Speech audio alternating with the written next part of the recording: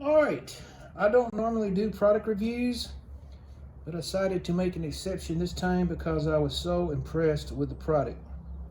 What we have here is the Vism, a division of NC Star AR-15 lower receiver Vise block. Now, before we get started, I want to say I am familiar with the Rob Shepard tool. I know who he is. I have been in his shop and have used his tool.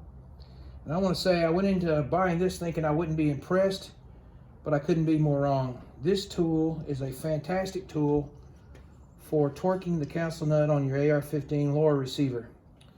What it does is it has a machined slot for the boss of the pistol grip that slides in, and then a screw locks it in, and then this tower in the back keeps the buffer tube from rotating when you are tightening the castle nut.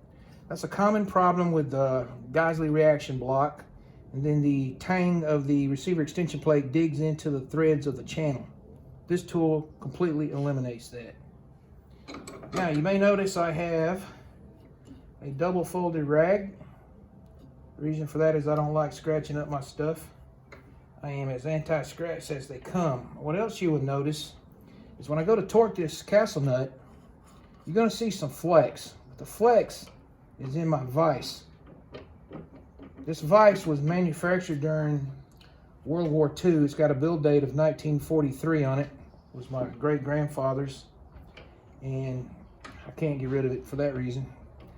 But you can see it locks in solid. All right, so we tighten it down. Now, if you're going to use a mag pull wrench, you're going to have to install the wrench before you put the receiver in the jig, obviously. I use the Duffy tool, and I use a snap-on 5 to 75 foot-pound torque wrench. You may or may not be able to see, but it is set at 40. All right, and it couldn't be more easier. I like to tighten the castle nut down by hand. Make sure the 2 thumb screws in the back are locked down. Place the Duffy tool on, and then just torque it down to 40 foot-pounds. I like to bring the torque up slow and easy.